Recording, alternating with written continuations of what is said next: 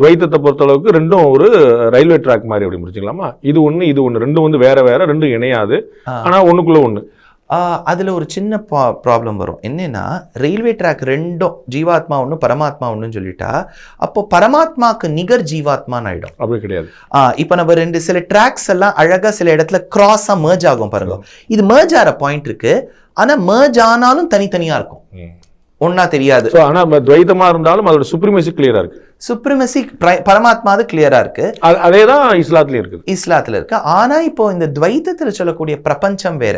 இப்போ நம்ம சனாதன தர்மத்துல இருக்கக்கூடிய துவைத்தத்துல பிரபஞ்சம்னா ஜீவாத்மா பரமாத்மாக்கு இருக்க வித்தியாசம், ஜீவாத்மாக்களுக்குள்ள இருக்க வித்தியாசம், ஜீவாத்மாவுக்கும் பிரகிருதிக்கும் இருக்கக்கூடிய விஷயம் அதுக்கு. சோ 5 விதத்துல சொல்லி பிரபஞ்சம் அப்படின்னு 5 இடத்துல கொண்டு போறார் மத்வாச்சாரியர். மறுபடியும் அதனுடைய கோட்பாடுகள் அண்ட் இஸ்லாத்துடைய கோட்பாடுகளை சேர்க்க முடியாது, நிறைய இடத்துல இடிக்கும். இப்போ பொதுவாக சொல்கிறேன், ஏன்னா நேயர்களுக்கு டைம் இருக்கணும் இதை நான் சொல்கிறத கேட்குறதுக்கு, அண்ட் இன்ட்ரெஸ்டும் இருக்கணும். ஆனால் இஸ்லாமில் சொல்லக்கூடிய கடவுளுடைய டெஃபினிஷனை சனாதன தர்மம் ஏற்காது. ஏனெனில் அதுக்கு ஒரு காரணம் சொல்கிறேன்.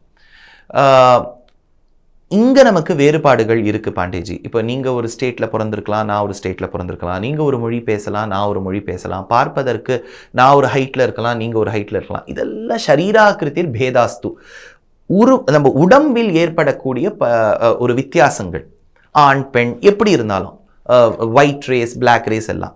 ஆனால் சனாதன தர்மம் இவ்வளவு வித்தியாசங்கள் இருப்பினும் ஜீவாத்மாக்கள் ஒன்றுதான்னா இப்போ பாண்டேக்குள்ள இருக்க ஜீவாத்மாக்கும் துஷ்யந்தில் இருக்கக்கூடிய ஜீவாத்மாக்கும் ஒரு இம்மி கூட வித்தியாசம் கிடையாது.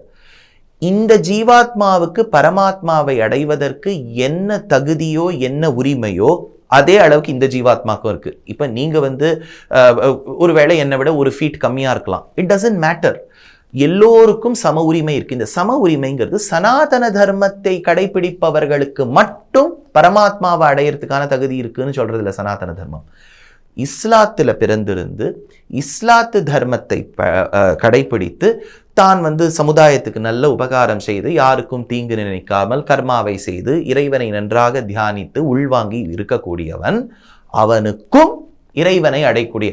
ஸோ இந்த ஹுசைன், டேனியல், ஸ்ரீதர் அப்படிங்கிறது ஷரீரத்துக்கு இருக்கக்கூடிய பேர் தான், ஜீவாத்மாக்கு கிடையாது. அப்போ அத்தனை பேருக்கும் சம உரிமை இருக்குங்கிற இறைவனுடைய டெஃபினிஷன் தான் சனாதன தர்மம். எந்த உருவத்துல வழிபட்டாலும் என்கிட்ட சேர்றங்கிற அந்த கீதை வெறும் இந்து மதத்துக்கு மட்டும் பொருந்தாது, எல்லா மதத்துக்கும் பொருந்தும். சோ யார் அவரவர் கடவுள் அவரவர் பண்ணாலும் அதுக்கு ஒரு இடத்துல போய் நிற்கும். they have equal rights to reach God. அதுதான் சனாதனம் சொல்லுது. சனாதனம் சொல்றது அல்ல துளி கூட வித்தியாசம் இல்லை.